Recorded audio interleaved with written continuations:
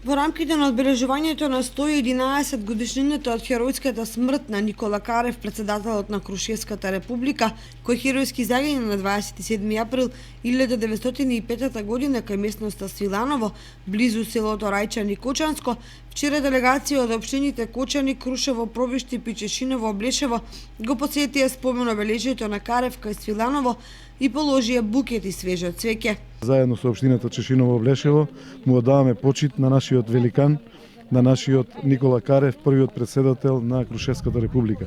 Со ова сакаме да ја изразиме нашата благодарност на генерациите кои што ги следиме неговите идеи, ги следиме неговите заложби и ги следиме сето она што македонскиот народ го се бореше за својата слобода. Одовде порачуваме дека и понатаму ќе продолжиме и ние и нашите следбеници да го следат тоа и да го почитуваат неговото дело и да се борат и за понатаму во овие бурни времиња за подобра Македонија, за подобри услови за живење на нашите идни генерации. Тука сме делегација на општина Крушево, на локалната самоуправа, на представници на семејството на Никола Карев, да оддадеме почит и да се поклониме пред споменикот на еден од великаните на македонската револуционерна борба, Никола Карев, председател на Крушевската република и првата република на Балканот.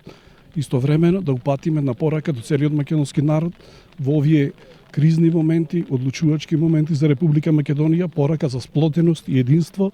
Ова година 111 години од навршување од смртта на Никола Карев.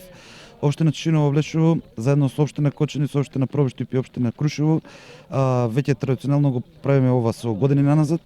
Мислам ќе продолжиме понатаму, како што каже колегата, ова ќе стане на традиција и за понатаму и за други генерации.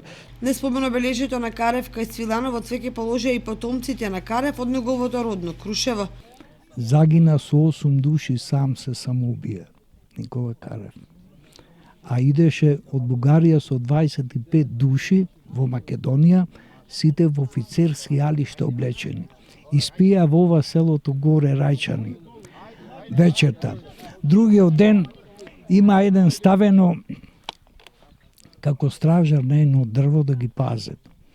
И кога недела било, почнал да пука некој и тој мислел дека е некој турски аскер, а устари то било свадба.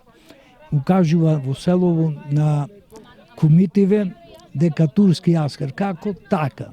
И овие стануваат да не го запала селото, бегаат од селото надвор, се бијат овдека 24 сати, ден и ноќ. Така Никола Карев загинува од овдека во кај што е сега спомеников остае. Ученици од основното училиште Никола Карев од Кочани рецитираа стихови посветени на Карев и револуцијата. Заедничката средба на честувањето на Карев заврши во манастирскиот комплекс Свети Пантелеимон во селото Пантелеј Кочанско.